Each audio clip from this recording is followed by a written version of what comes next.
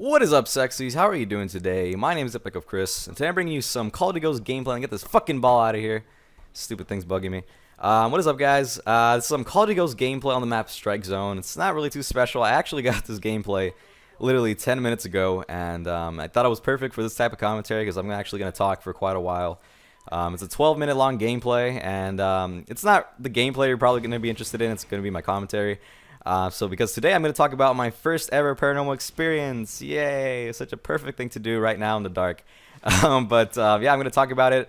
I promised it a few videos back that I was actually going to talk about it, but I never got to it. So here it is. And yeah, just a brief context about the gameplay. It's not really that special. I was going for the SA, or whatever this gun is called, a nuke, and I actually failed a couple times, unfortunately. But I did get another nuke with this gun, but I didn't record all of it, and but I'm still gonna post it. I might consider it a nuke or not. I might go for it again. I'm not too sure, but for the most part, it's a 50+ kill game with a couple captures in there. So hopefully, you guys enjoy the gameplay while I talk. And yeah, that's all I have to say. So let's get into it, guys. My first ever paranormal experience. Before I start, I have to give it like a fair little brief warning. Not really too. It's not really a warning. It's just like a little heads up, I guess.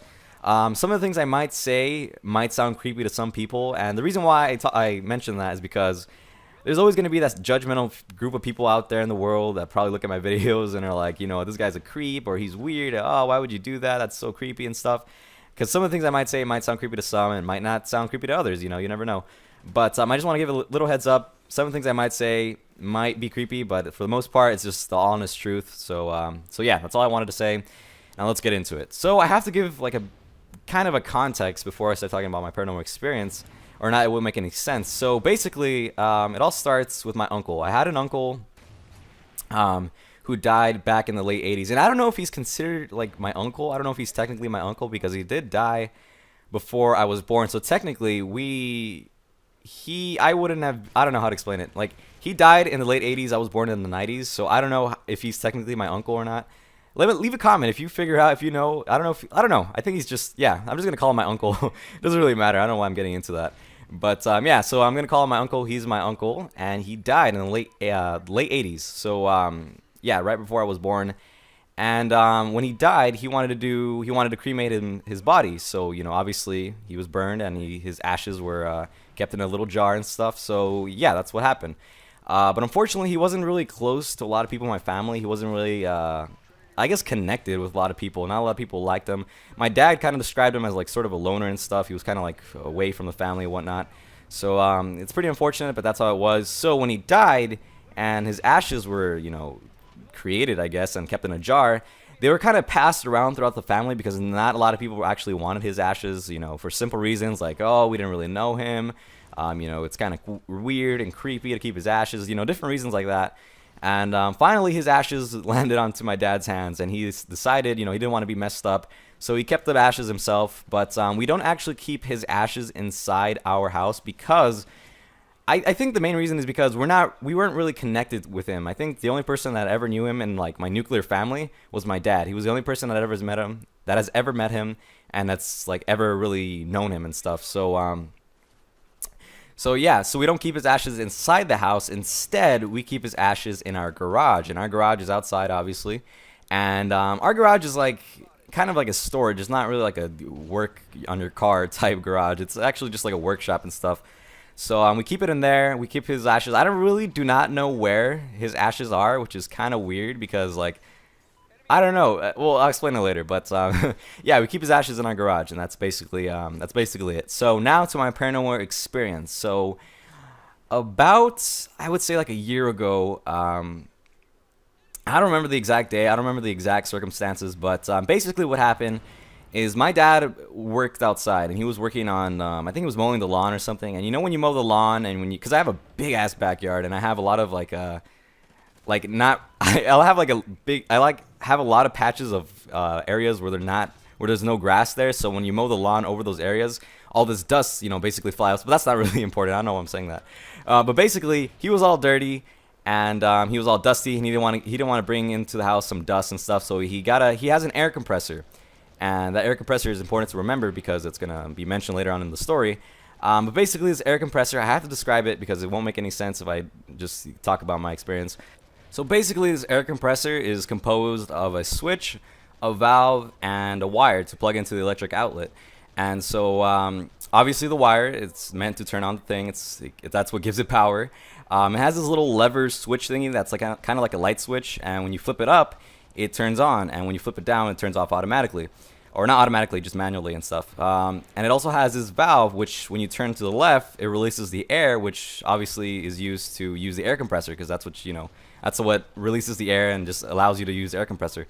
So, and the thing with this air compressor, I don't know if all air compressors are the same, but what this air compressor basically does is that when you leave the valve like on and you let the air be released and stuff, it actually fuck, all right, hold up, guys.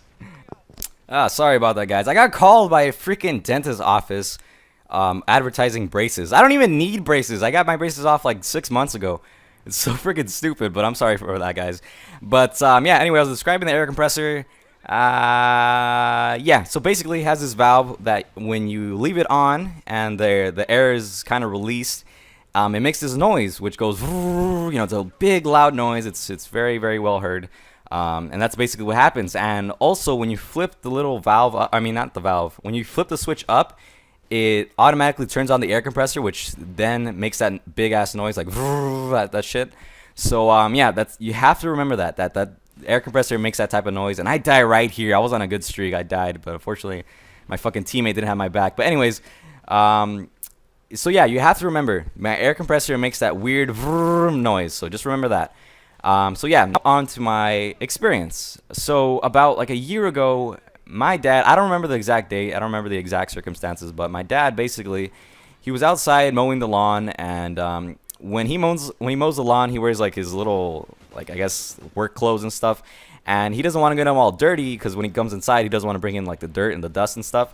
So he uses that air compressor to blow off all the dust and stuff, and to keep him clean, keep his clothes clean, and yeah, that's basically what he does. He uses the air compressor to blow off dust and stuff. And yeah, so when he came inside, he locked the garage, or no, he didn't look.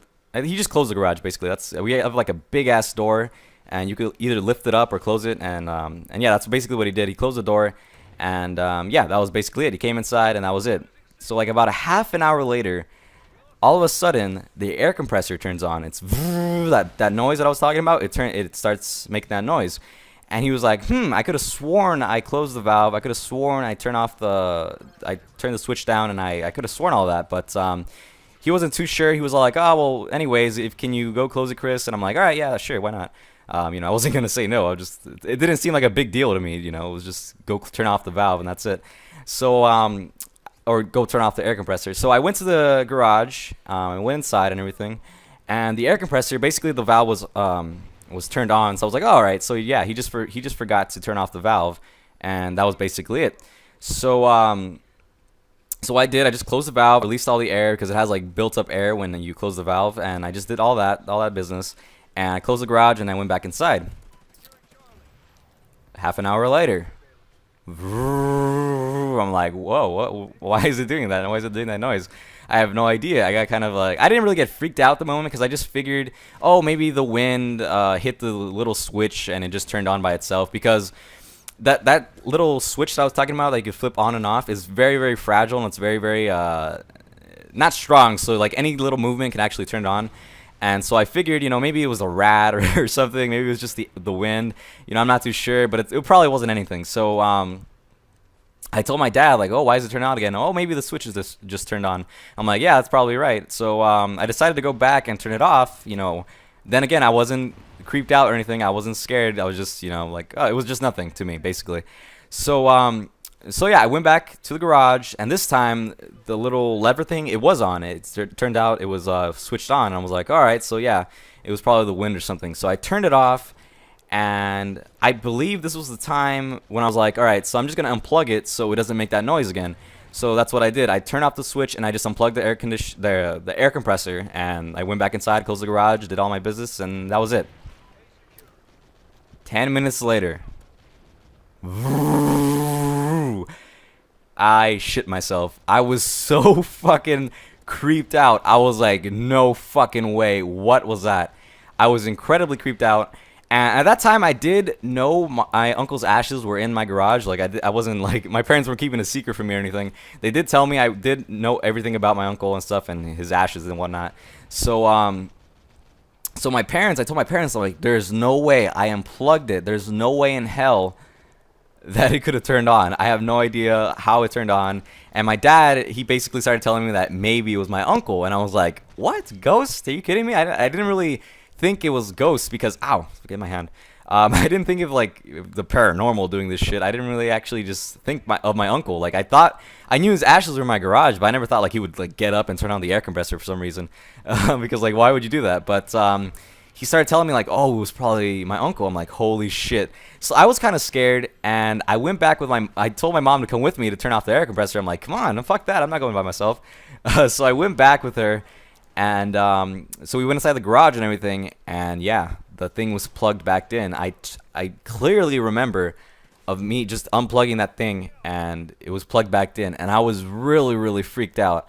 I was like, there's no fucking way my uncle just came from his little, you know, ashes jar and stuff as a ghost and just plugged it back in.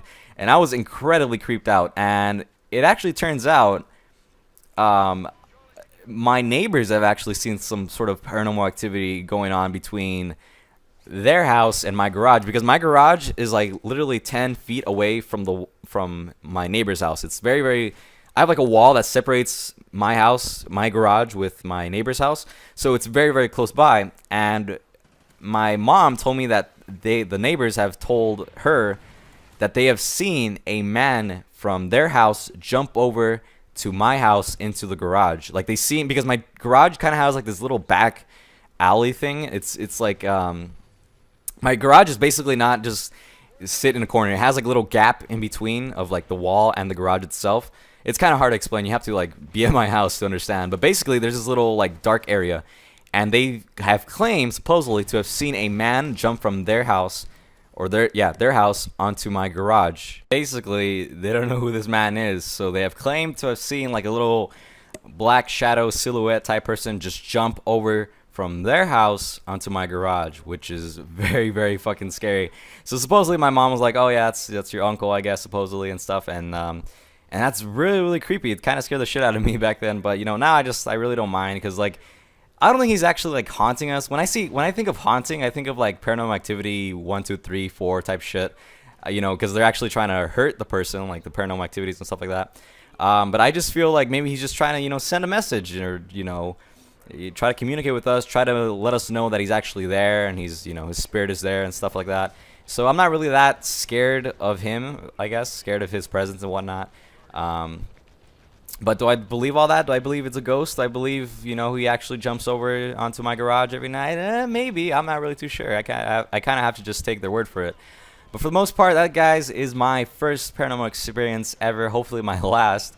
But anyways, guys, hopefully you enjoyed my commentary. If you did, leave a like, rating, share with your friends if you have any, of course, because I'm sure they will like this commentary. Subscribe for new. And as always, guys, thanks for watching. My name is Epic of Chris, and I'll talk to you guys later.